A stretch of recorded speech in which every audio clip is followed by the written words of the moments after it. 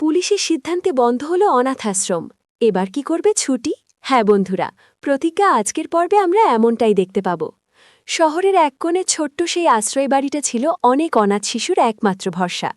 সেই আশ্রয়েই বড় হয়েছে ছুটি আর ঝুমকি। দেবদত্ত, যাকে সবাই বাবা বলে ডাকত, নিজের জীবন উৎসর্গ করেছিলেন এই বাচ্চাদের জন্য। কিন্তু হঠাৎ করেই সবকিছু ওলটপালট হয়ে গেল।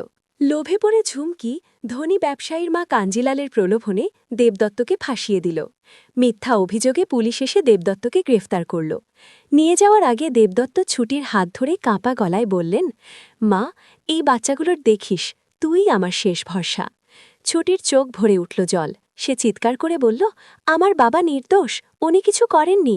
কিন্তু কেউ তার কথা শুনল না। ঝুমকির সামনে দাঁড়িয়ে ছুটি প্রশ্ন করল, তুই কেন এমন করলি? ঝুমকি চোখে জল এনে অভিনয় করে বলল, উনি তো আমারও বাবা, আমিও কষ্ট পাচ্ছি। কিন্তু ছুটি বুঝতে পারল এই কান্নার আড়ালে লুকিয়ে আছে বড় বিশ্বাসঘাতকতা। এর মধ্যেই আরও বড় আঘাত এলো। পুলিশ আশ্রয়বাড়ির গেটে তালা লাগাতে এলো। তারা জানালো এখানে নাকি একটি খুন হয়েছে, তাই জায়গাটা আর নিরাপদ নয়, আশ্রম বন্ধ করে দেওয়া হবে। ছুটি হতবাক হয়ে বলল, স্যার, আমরা এতগুলো মানুষ কোথায় যাব? পুলিশ নির্লিপ্ত গলায় বলল, এটা আমাদের দায়িত্ব না, এখানে ক্রাইম হয়েছে, আমরা জায়গাটা বন্ধ করে দেব। দেবদত্ত একজন খুনি। এই কথা শুনে ছুটি প্রতিবাদ করে উঠল, কোনো প্রমাণ ছাড়া আপনি আমার বাবাকে খুনি বলতে পারেন না, আমি আমার বাবাকে বাঁচাবই। পুলিশ তালা লাগিয়ে চলে গেল। অস্ত্রহীন হয়ে পড়ল এতগুলো শিশু। চারদিকে শুধু কান্না আর অসহায়তা। ছুটি দিশেহারা হয়ে পড়ল।